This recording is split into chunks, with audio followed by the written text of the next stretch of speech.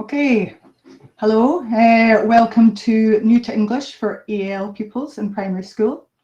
Just before we get started, can we ask everybody to put off their microphones and their cameras as well, just so we can keep the speed up. It can slow down the presentations and things. That'd be great. Okay. As well, you will see in the chat, if you open up the chat, you will see that Alison has put a link to the slides. We need everybody to have those slides open in another tab because there's links in there that we need you to use throughout the training. So if everybody could do that now, copy the link and paste it into another tab on your Chrome, please. If you have got any technical issues, please message us in the chat rather than using your microphone, and we'll see what we can do. But time is a bit tight, so maybe we won't be able to help you as much as we can. So just put it in at the moment. Okay, thanks. Okay, so cameras off, microphones off, and in the chat you'll find a link. Please copy that, paste it into a tab, and you'll get all the slides in there, which has all the links we'll need throughout the training. Okay, we're going to make a start. Okay, so if people don't know me, the link's right at the top, I think.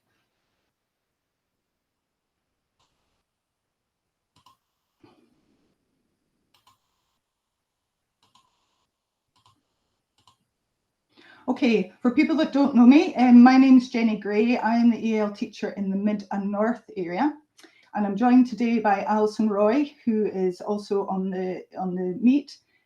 She's my wonderful colleague who covers the South area. At present, we don't have anybody in the West, but we generally sort of give advice and things if needed from over there. Okay, everything that we just discuss at the moment on this training is all available on these slides, the links, but also on our blog. So I want to highlight that to everyone straight away. This is our blog here, where you'll find all the resources we talk about, plus many, many more. And that includes a whole tile there about Ukrainian resources that you can use with pupils and for further information.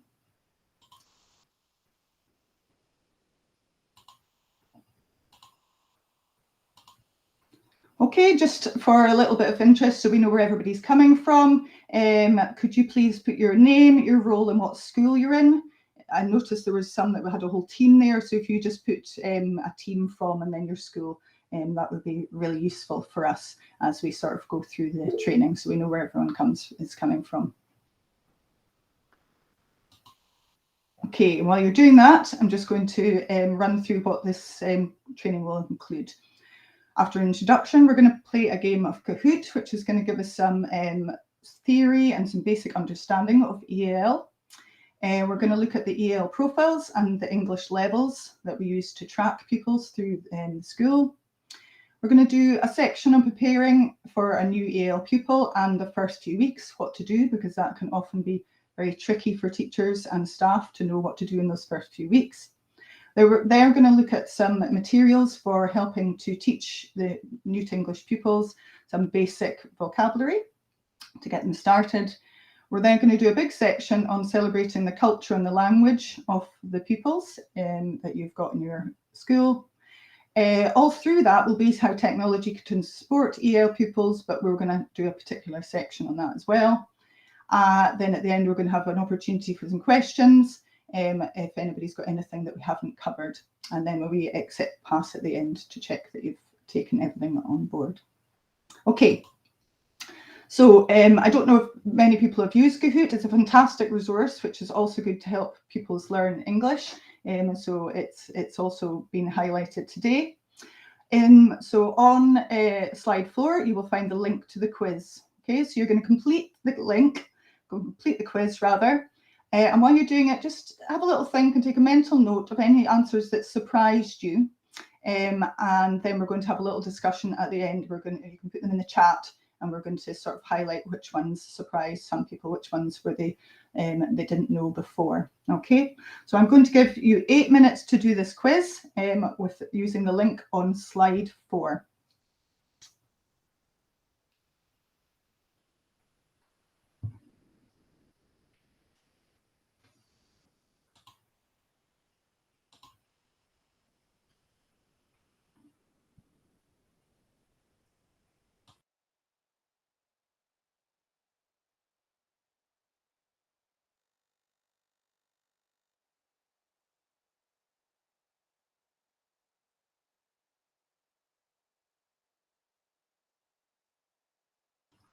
If you want to say something, maybe can you put a question in the chat, and my colleague Alison will hopefully be able to answer it within the chat rather than within the training. Thank you.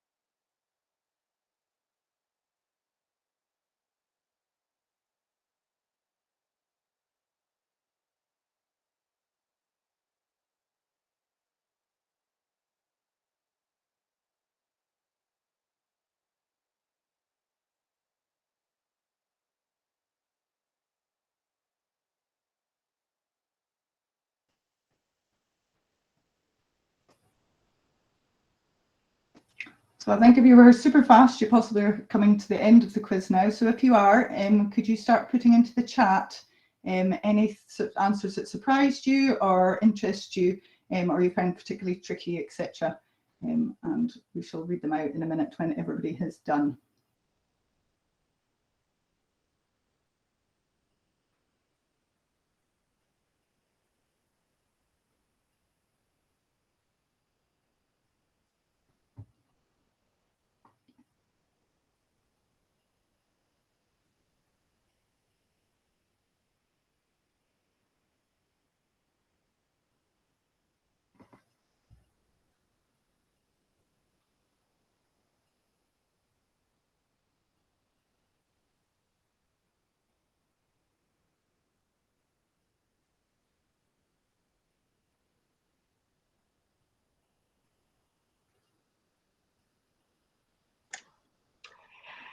So Daniel's written just it takes a surprise that it takes about 2 years to develop social language. And I think that's just maybe just the fluency of the social language. The children will start using words and communicating with their peers in a kind of playground situation very quickly. But for them actually to sound quite natural in social language, it can take up to that amount of time. It's sort of from 1 to 2 years to acquire that fluency in the social language. Yeah, and I think that, you know, for some children, that can be the whole of nursery if you think about it. So there's been the whole of nursery just requiring that social language, and let alone starting to build on any sort of curriculum or topic-based language. So it can take a long time. For others, it's quicker. It can be quicker. Any other comments from anybody about any surprises? Hoping that should be, everyone should have finished the quiz by now. So even if you put a little comment about something, of course, maybe it was quite easy and everybody knew everything. So yeah, so that's an interesting. Just as Michelle made an interesting point there.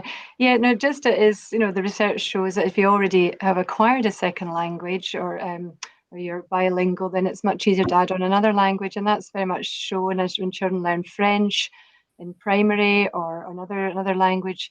In secondary, that they tend to find that easier. So it's definitely, you know, we try to avoid taking pupils out that experience as they find learning another language easier, having already had one or already learnt one.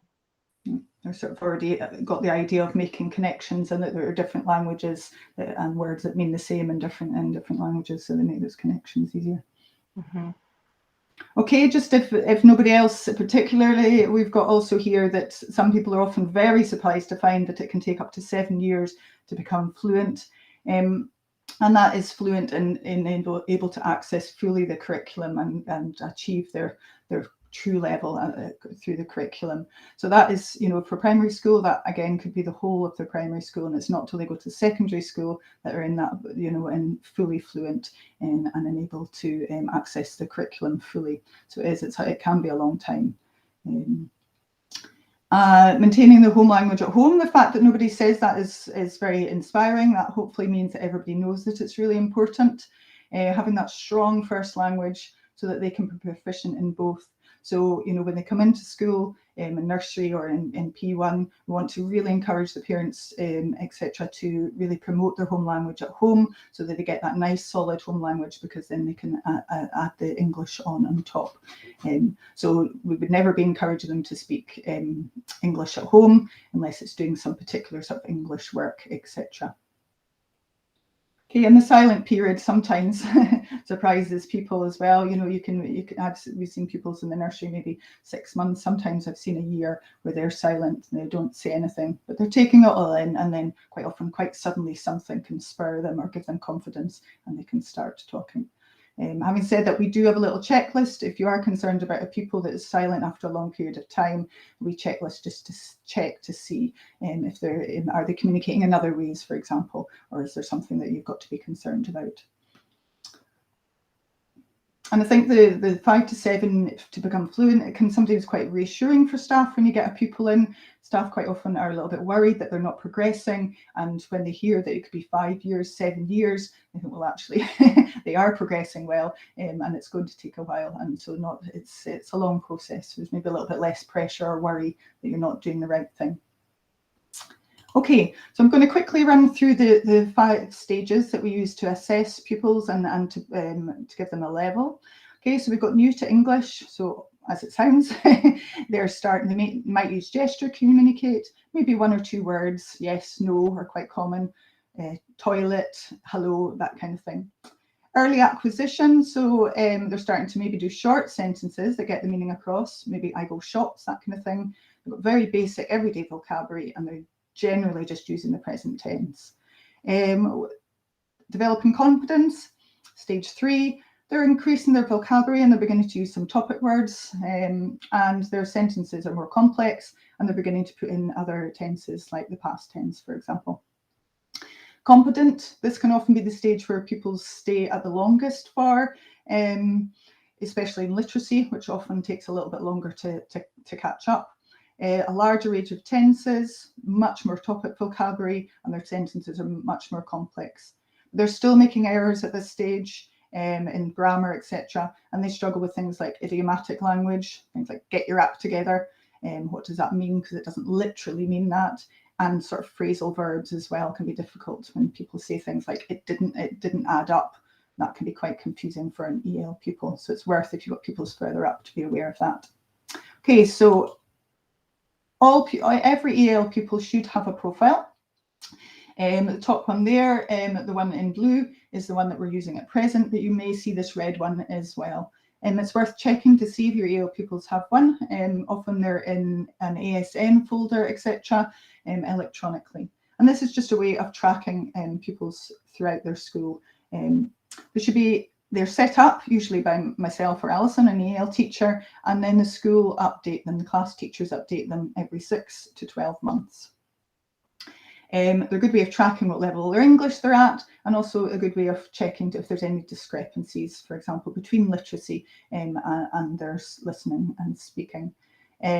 It is worth noting that although EAL pupils do take a little bit longer to get the literacy, they're often missed in terms of being diagnosed with literacy difficulties, so that the discrepancy can show up on the profile. So it's worth bearing that in mind for when they get moved further up the school. Some schools are setting up their own profiles. They've got a master and they just fill it in when the pupil starts, and they can get guidance from ourselves, or there's also guidance available, and there's a spreadsheet, a doc to explain how to use them.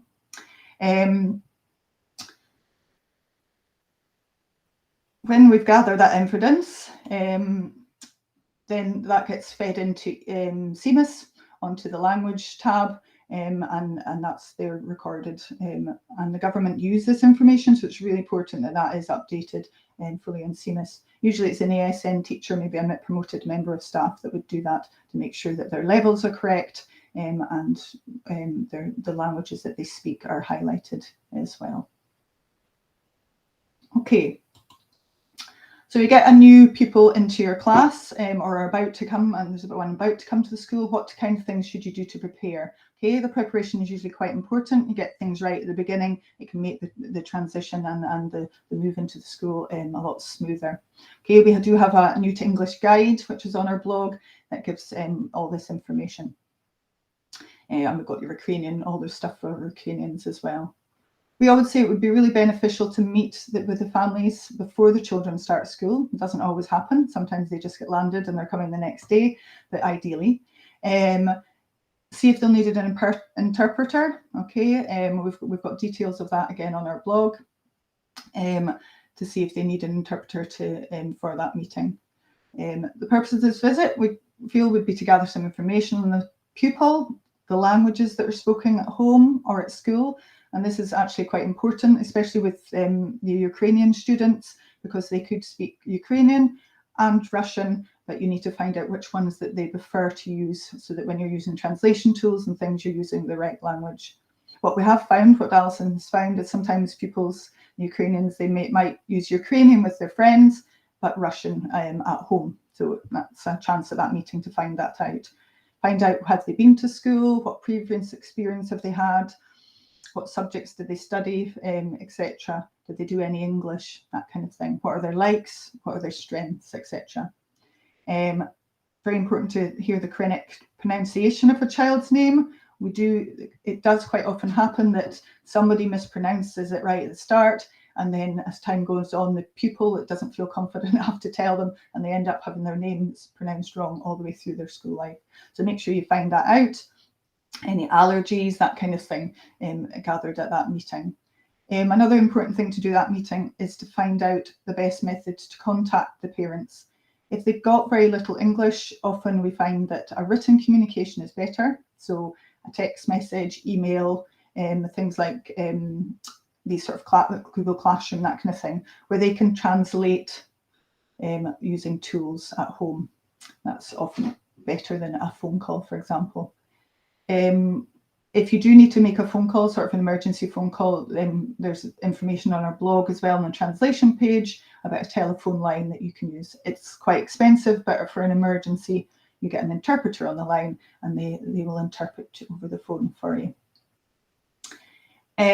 Through the school is also really helpful for the people and for their family. Remember, an EAL pupil quite often will have had a very different school experience from Britain. They might different layout, different way the desks are organised, different resources, etc.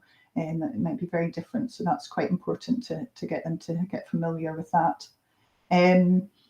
It may be, especially if the pupil, you find out the pupil is very nervous and anxious, that they might need to do a sort of staggered start to build up their time in primary school. And that's a good opportunity at that meeting to discuss that, to see if the parents think that might be a good idea. Especially, we would say, with the refugee pupils who've had a huge amount of change in their life and might appreciate and benefit from having a little sort of staggered entry. Multilingual signs can be put around the school just to make the parents and the pupil feel a bit welcome. Twinkle have many of them, or you can just use a Google search to find some. The signs and learning a few words, quite important for the parents. It makes them feel welcome, accepted, and make sure you share your language with all staff. So make sure that all the staff know what languages they speak, etc. We've also got some general strategies, and that's quite good to pass around to everyone in the school, so everybody has the same sort of strategies and awareness. Google Translate will be a great friend as you get to know the pupils and parents. You can't have interpreters realistically there all the time to use. So I'm just going to show you how to, if you haven't used Google Translate before. This is Google Translate on Chrome. If you're using a Chromebook, we would recommend you download the app. It's a little bit easier to use, a little bit user-friendly. The pupils can have it on their taskbar at the bottom, or you can have it in the taskbar and you can just bring it up straight away, and it doesn't interfere with Chrome, etc. So it has many functions. You can either type and have it translated into the language that you want. You can have it read out. So for younger children who are not literate, you can communicate with them quite easily using that. There's also a speaker function, so you can just use your voice and translate that. I was speaking to a primary 1 teacher last week who said it wasn't working for their pupil, and that would seem right. A primary 1 will probably not have clear enough Ukrainian or Russian for the Google Translate to pick it up, unfortunately, so it might not work. But for parents and for older pupils, they can use the speaker function. If they're literate, you can set up a little keyboard, and you can have that in their home language as well, so that they can type the reply to you. Just while we're on this, we've had, just over the last few weeks, we've had some reports of an app that seems to be working quite well for some schools, called Say Hi. We're not sure if it's on the Chromebooks yet, but certainly teachers have been using it on their phone. Very similar to Google Translate, a little bit more user-friendly, and a very simple page, and it just comes up on the phone. That's all the same sort of functions as Google Translate. It's also got a camera, which you can take a photo of a written piece of text and it will translate it. So that might be quite useful for parents. Be aware that there will be stuff that will get lost in translation. Translation tools are not infallible, and there will be slight mistakes in there. But the main message will get across to the parents for using that. Obviously, if it's on your phone, you'll need 4G. So if you're in a school where you don't get 4G, that can cause a little bit of a problem. But we're finding that people are quite keen on that app. Okay, so the first few weeks, so you get new, you know you're getting a new pupil. This can be the time that people tend to panic a little bit, because what do you do with them? Especially if they're new to English or early acquisition, they've really got very little vocabulary there. Okay, so we're suggesting if you have a sort of staggered start, then maybe in just for short periods, which would make it a little bit easier. And we say really focus on their emotional well-being. That is the most important thing. They need to be familiar with the setting, routines, use lots of visuals, either with gesture, etc., and ensure the child is aware of what's coming up next. Okay, we can use visual timetables, etc.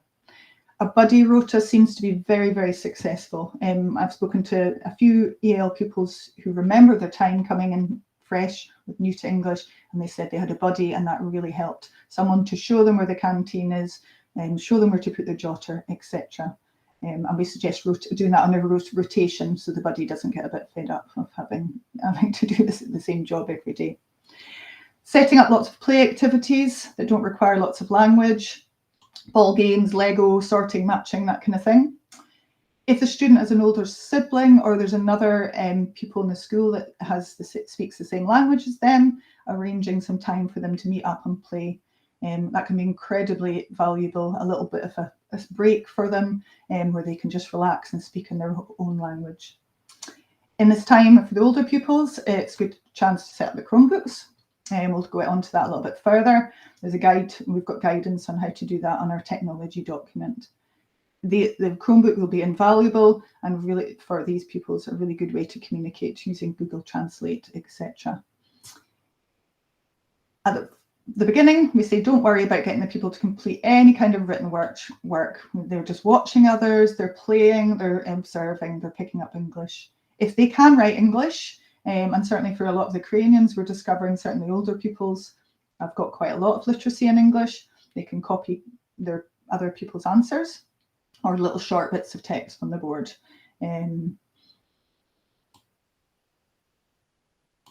It might seem a bit obvious, but we say don't try and help the pupils to understand the whole lesson. It's not going to happen, especially in the first 6 months, year. Okay, if they can learn a few English words by the end of the lesson, then you've done really well.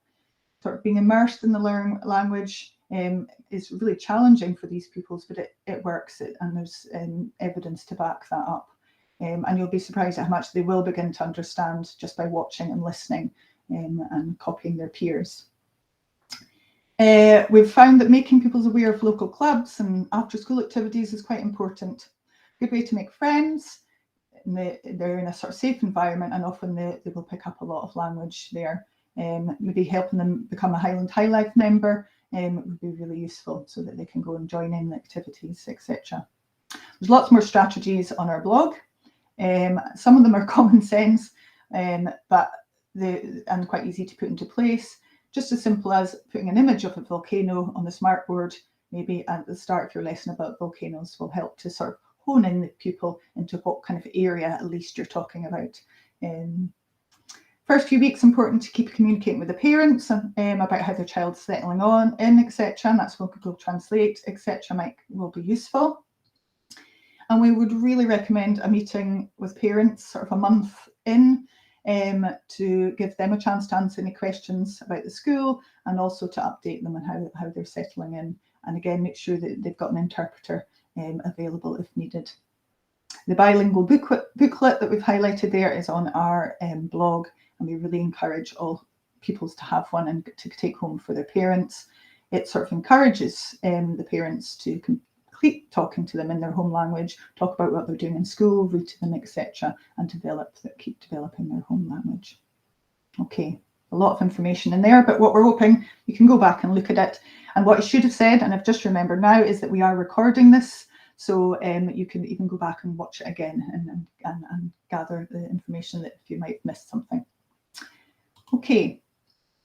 So if a pupil has come in and they're new to English or early acquisition, we've got quite a few programs that we use to build up their vocabulary. just give them that little bit of vocabulary, things like colours, shapes, clothes, etc., that will help them to begin to start using English. Big Bear Banter is for primary 1 to 3. It's done in small groups, led by a member of staff, a couple of times a week. And we've seen really, really good progress with Big Bear Banter with pupils, especially the quiet ones who are not very confident. Often they might speak out in Big Bear Banter in the little group, and then as time goes on, they start to maybe use it more in the classroom as well. All the details are on our blog and all the downloads, etc. But so you can make up the packs. But you'll find probably most schools have got packs, so it's worth digging around and seeing if they've already been made up previously before you print them out again. Okay, so on slide 10, you will find a little demonstration done by my lovely colleague Alison. Unfortunately, it was done during our COVID restrictions, so she's had to use an adult as her as a little demo buddy. What we'd like you to do is to watch just 4 minutes of it, and you're obviously welcome to watch the whole thing on a later date, and be thinking about how would you feel if you were that pupil, and what strategies did Alison use to help you understand and to learn some of the Spanish that she used. Just as it comes to you, put the answers in the chat, and Alison will read out our comments as we go through. So I'm going to set the timer for 4 minutes. Find the link on slide 10 and watch that demo, thinking about how you feel and what Alison does to help support that language.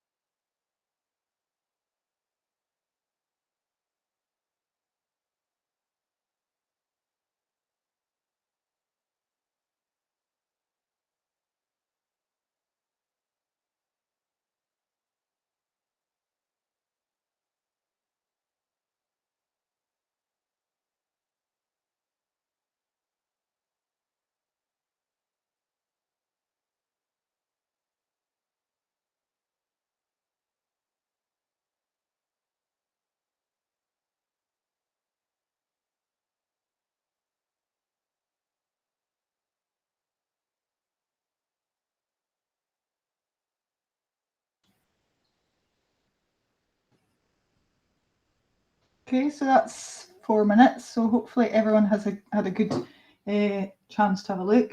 Alison, anybody put any comments? What strategies did she use to support the language? And how did you feel? I just happened to have a wee glance there. We've got somebody whose Spanish is their first language. I don't think. Yeah, I'm just seeing that. So that might have felt a little bit different for you, Sandra, obviously as a fluent Spanish speaker. But yes, it might be you'd have to put yourself in the shoes for another language. Yeah. So just Daniel is saying there are lots of repetition, lots of physical cues. So obviously just saying the words many times. You know, they sort of say a child might have to hear a word about 40 times before it's embedded in their vocabulary. So lots of repetition, different ways. Using physical objects is much more appealing for younger children. They can actually hold them more tactile to reinforce the vocabulary. And then another comment there, eye contact, obviously like really trying to engage with the pupils, which hopefully we do in small groups. Gestures go a long way, just facial gestures, hand gestures, so students can kind of guess by the expressions in your face, and what you're doing is what's expected of them, what you're trying to get across. Great. Okay, so we'll just go through and see. So we've got gestural, facial expressions. Yep, very powerful. So sort of pause and wait. So this is one of the words up strategies. So not rushing in. So when you're waiting for an answer, really hold back. I've completely forgotten the amount of time they say that you should wait for an answer to a question, but it's something like 30 seconds, which is a long time. So wait a long time before giving them the answer or supporting with the answer. Wait for the answer. Offering a choice. I think this is an extremely powerful technique for EAL learners and for other learners as well. So giving them, if you think it looks like they're struggling, give them a choice, red or blue. Okay. It can also be a really powerful way of making sure that they don't make errors. So if they get it wrong, you can always say again, red or blue. You can kind of emphasize the correct answer. So giving them and allowing them not to make errors, and that builds their confidence. If you think about a pupil trying to think of a word from all the English words they're learning, they've got this huge choice, and that's much more tricky if you narrow it down from them. They're only picking a couple, and they're getting success and they're practicing the word. So really useful, that one. And repetition that we mentioned. Yeah, just making sure that we do games and things where the words are being used over and over again. And we talked about visual real objects as well. Okay, really beneficial, the Big Bear Banter. You can use it to pre-teach vocabulary. So say Halloween is coming up, you can do it a Halloween one, and then the EAL pupil has got at least some basic vocabulary. So when the topic comes up, they've got some vocabulary there to support them. As I said before, it gives them a lot of success. Often an EAL pupil, especially new to English, they're not really achieving very much on a day-to-day basis, but in Big Bear Banter, they're getting a little bit of success each session. And it's at their own language level. Again, the English is way up here for them on a day-to-day basis, but at Big Bear Banter, it's at their own language level. And mentioned already, it definitely gives them confidence to use English, and not just in the Big Bear Banter session, but we found in general back in the classroom as well. Okay, more strategies. All these strategies and more, again, are on our blog for the listening and talking. Okay, so what we used to have, we had a Big Bear Banter pack, and then we used to have an induction pack for P4 to 7, which had more literacy-based activities, worksheets, etc.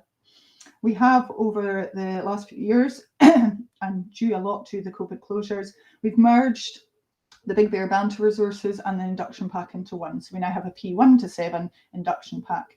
It's on our blog. It's got all the links to the flashcards, etc. for Big Bear Banter, but we've also added lots of links to interactive and online resources, because obviously that's how a lot of children are learning now. So for the younger children, you might prefer to keep Big Bear Banter and have flashcards and the real books, etc. Or you could have a combination of those. So you could use some flashcards, some books, and maybe a song that's online for them to engage with. The idea really is that even if you do not have these packs, you could do some work with the pupils all through these interactive activities, either by creating a Google Classroom or just playing them and showing them the flashcards, etc., on a Chromebook or a tablet. Definitely for older pupils, you can set up a Google Classroom and you put all these games and videos, etc., for them. We'd think these games and these packs can be used by an EAL teacher, PSAs, and Sport for Needs teacher, and even older pupils in the school could be brought in to help support the pupil with these games, etc. So I've just had a wee message from Alison saying that maybe time-wise, I was hoping to show you quite a lot of the pack and give you a little chance to have a look at the pack. But I think what I'll do is I'll just demo a couple of things from it, and then you can look at the pack yourself in your own time if you think it's something you can use. So flashcards are usually the first thing that we'd use, and these are some online ones, which you can just use with the pupil go through, rather than printing them off if you don't have the resources or the time to print them off. Then we would usually say a game. Okay, this is a simple game for colours. I like this one because when you click on the colour if it's wrong, it removes some of them, so it makes it easier. Again, so given success. There's a huge range of games on this website. There are songs and stories. This is a story one. I love this one, Brown Bear. Go fish, what do you see? I see a teacher looking at me. So if, like me, you're not very musical and you don't have a good singing voice, there's lots of videos on YouTube of songs that you can play for the children and they can sing along. And we know that EAL children often are singing English before they're speaking it. It seems to be more supportive, and often they're using vocabulary in songs that they're not using when they're speaking. So songs are really powerful in that way. So that's the pack there. I'm just going to show you it. Okay, just to show you what it looks like. And it is divided into topics with vocabulary that you might use, some structures. So for the older children, some sentences you might start to use with them, stories and songs, games, and there's some worksheets there that you can print off as well. So I would have liked to give you some time to have a look through that pack and look at the resources, but unfortunately, which has always happened, we're not going to have, but feel free to look at it. It is a work in progress. We're always adding things to it, and links do suddenly stop working. So please let us know if anything's not working, and we can change it. And as I say, we are still working on it. So there's some bits that are not quite done yet. Okay. So we're just going to run through a couple of strategies at the early stages. So new to English or early acquisition. So we mentioned already gesture. Is really powerful, especially as the pupils getting to know the routine in your classroom. The expression is a picture is worth 1,000 words, and you know there's a good reason for that. As I said, a little picture on the smartboard is enough to get that pupil to hone in to the topic you're discussing. Demo where you can, so things like where to put your work in the tray, how to line up. If you demo it, if you show them what to do, then they're not going to need to use their language. They can see what the instructions are. If you're using resources, hold these up when you're giving instructions. So we're going to use our Chromebooks today. We need scissors and some paper. Okay, again, giving them all the clues that they need for the instructions.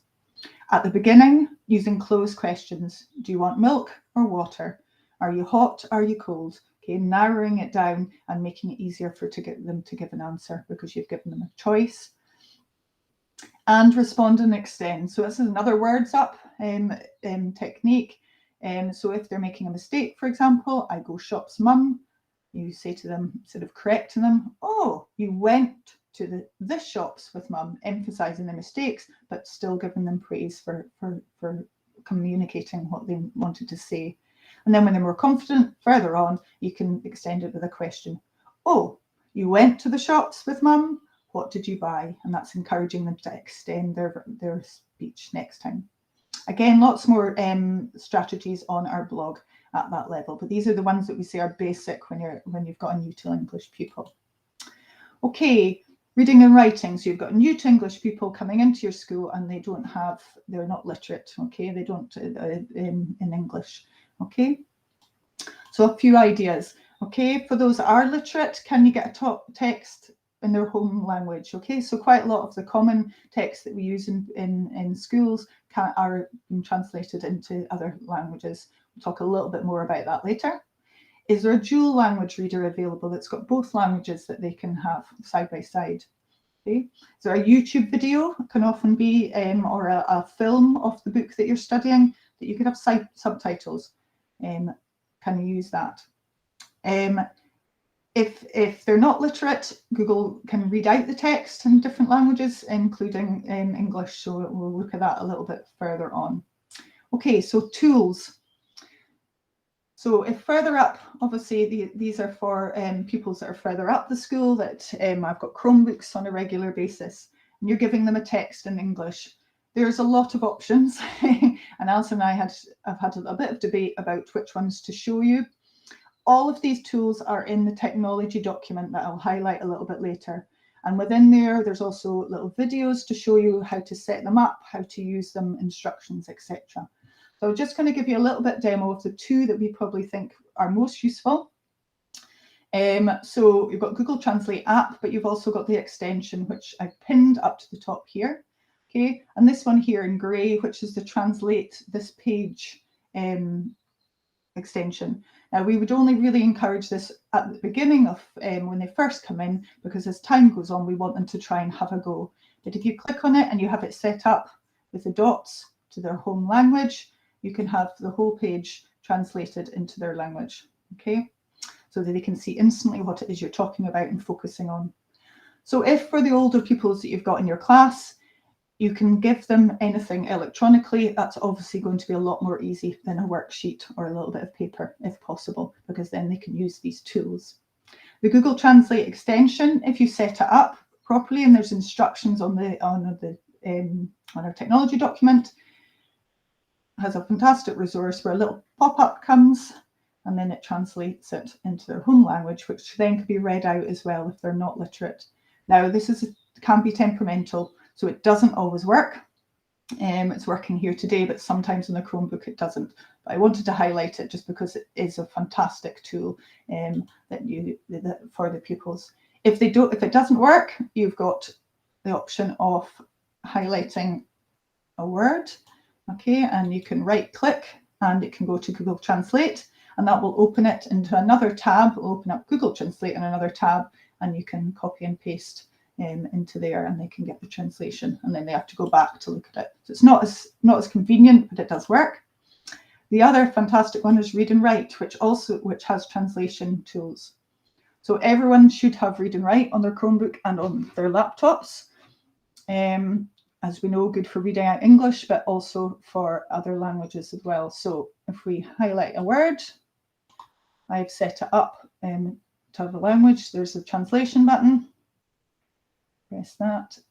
Unfortunately, it just translates one word or sometimes two, but again, it's got a read out loud function, which is really handy. The other thing that we really like for EAL pupils is the picture dictionary. So we highlight again, click on the picture dictionary, and it will come up. And it even has things, quite unusual words. So for example, there's growth. And even then there's some pictures to show what growth means. So as we talked about a picture meaning 1,000 words, that can be really useful. And especially if they're not so literate in their home language, they can use that function. Okay.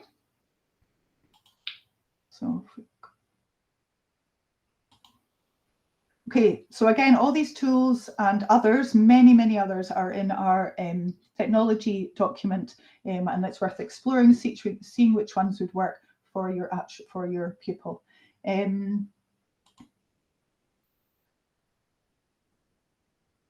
So alongside, obviously, if they're not literate, you want to teach them to learn English, okay, so that you're using phonic programs and texts that support that. But we want to emphasize it's really important to also give these pupils an opportunity to be in a group with their cognitive level. Okay, so if you feel that they're quite bright children, put them in a high reading group, just so that they can sit there, they can listen, they can absorb the language along at the same time as learning how to read English. We'd like to emphasize as well, when you're picking readers for these pupils, see if there's good visual support. Okay, is there a lot of repetition especially for the younger pupils. That's really helpful to have that repetition. A P1 teacher asked me the other day, you know, we've got books without words that I'm sending home, so should I do the same? And I said, yeah, of course, they can discuss them in their home language. So the same for your pupils in the class, even though if they might not be able to read English and speak English, they can do that at home with their parents, developing their own home language at the same time.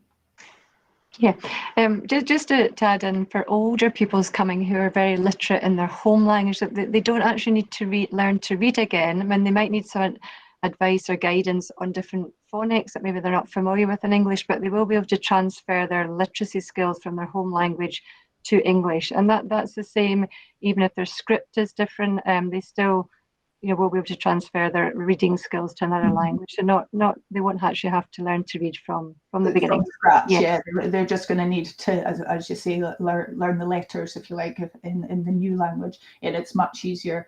And we have had students, and some of the Syrian students came without being literate in Arabic, and that made the task much more difficult because they didn't have the mechanics of how to read. They didn't understand the process, so they had to go right back to basics. But as Alison said, a lot of students will be literate, and then they will be able to just transfer those skills on.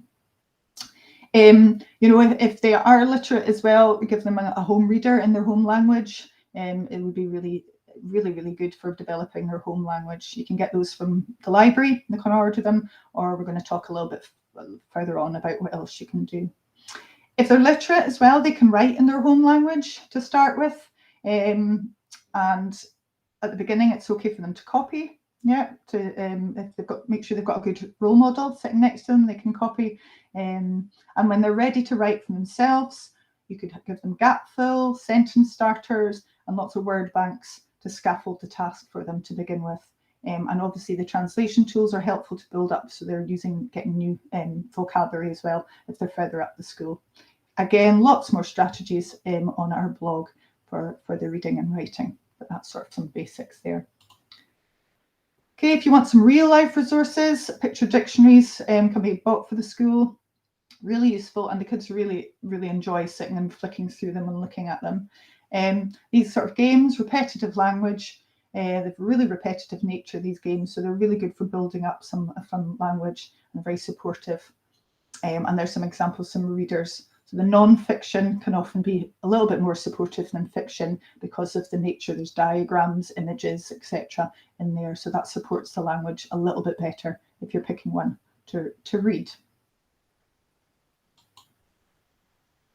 Okay, so as we said in the Kahoot quiz, and I've mentioned already, we really should be encouraging them to continue to learn in the home language. So as I mentioned, giving them a home reader from the library, or there's some online websites that we're going to have a look at where they can have text in their home language. World Stories is an example of this, and if we just show you an example.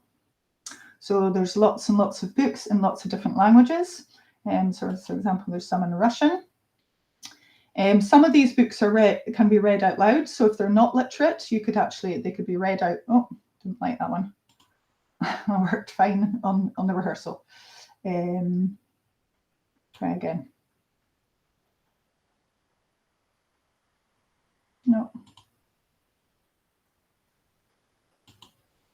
Oh, you've got to have at least one technical hitch. Okay, so let's try. There's some Spanish. Let's see if that will work. Okay, so lots and lots of books in Spanish.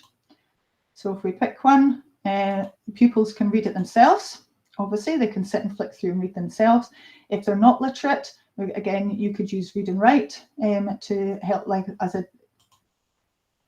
because read and write will read out in other languages. Unfortunately, not in Ukrainian, but it does read out Russian. So you would go to settings.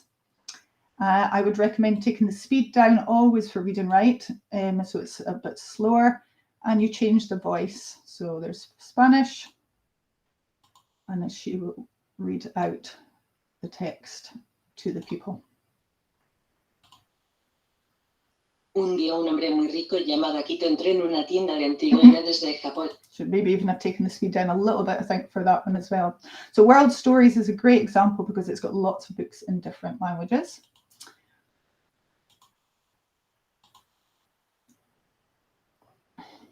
For those that are not literate as well as world books, getting them read out for them, you could also use Show Unite, the Unite books. They are fantastic. They've got English and their home language, which is even better. So if we go on to Unite, fantastic resource. So I've got it set up for Arabic, but there's a huge range of languages that it will read out the books in. And then you can see the ones that are available in Arabic. I love the simplicity of the site as well. And what's nice about this one is you don't have to, the pupils don't need to highlight for, so for younger pupils, it's much better. They can have it in English and they can hear it in their home language. They're mostly lower level books on this one. A baby cat is called a kitten. So fantastic way of giving them their home language and also getting them to still hear and see writing in their home language. Okay, I'm probably not going to have time at the moment, but the other thing that you can do is on YouTube, there's lots and lots of sort of animated stories. So again, for the younger children, you know, if you think if they're coming in primary one, they don't have any English, they're missing years sometimes of getting the joy and the pleasure of hearing stories. So giving them that opportunity through things like World Stories, Unite books, and on YouTube videos. And this one that I've got is just David and Goliath, and it's just the story with animation. But there's lots and lots and lots of them. So that's a nice thing to do. So it's worth sort of maybe thinking about if you're going to do it like a class story. Can you find one that's available in the languages of some of the children in your class so that you can focus, like the fairy tales and traditional tales are often available in different languages. Just very quickly, I want to show you Book Creator as well, where the children can actually record their own voice and translate into their home language as well. So they've made this book. I don't know if anyone's used Book Creator, it's fantastic, but they've translated it from English into their home language as well. So even if they're not literate, they can just use Google Translate and paste it in, and they've got a book in both languages. Okay, and there's actually quite a lot of in Book Creator that are already made, which is quite nice to look at as well.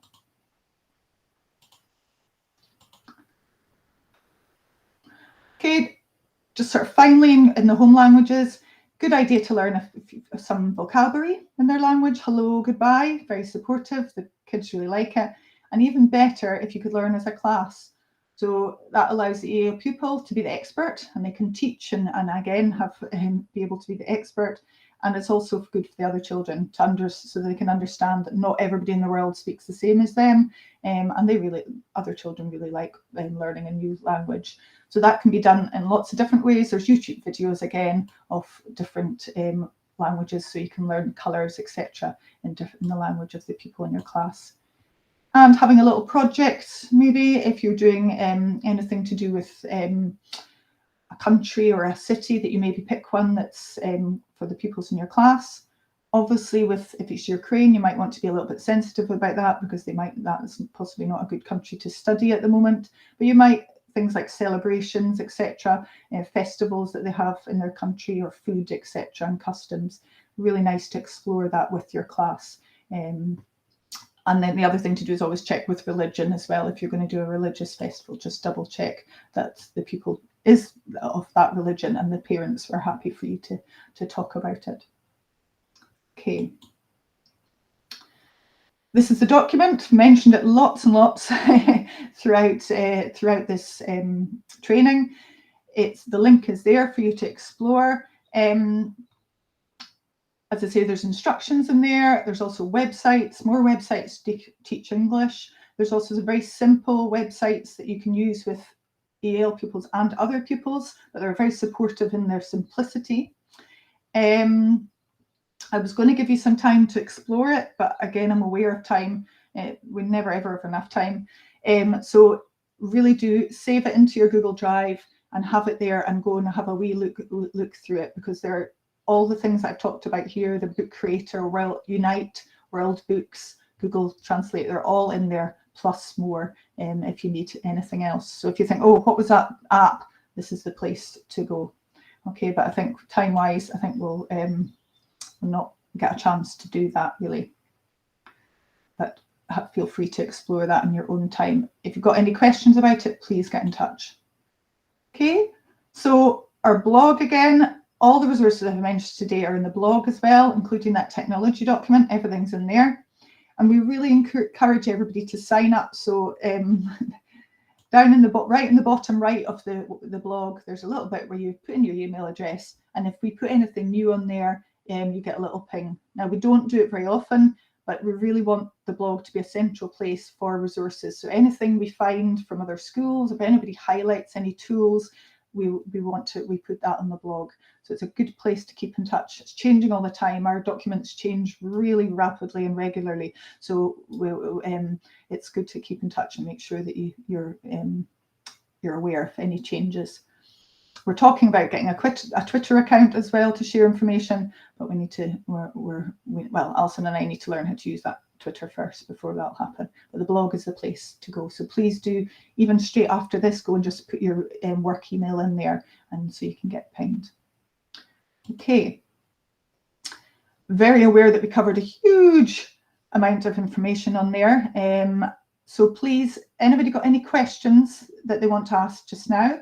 You also are very welcome if you want to email afterwards and you think, oh, I wish I'd asked that, or I'm not sure about that.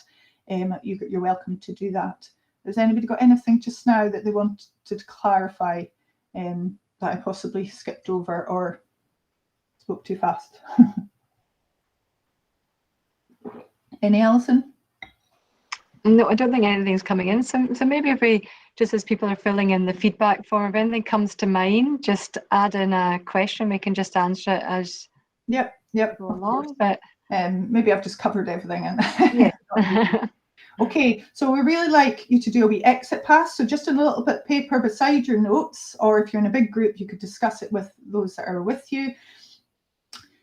What is something that sticks out that you've learned from today's training?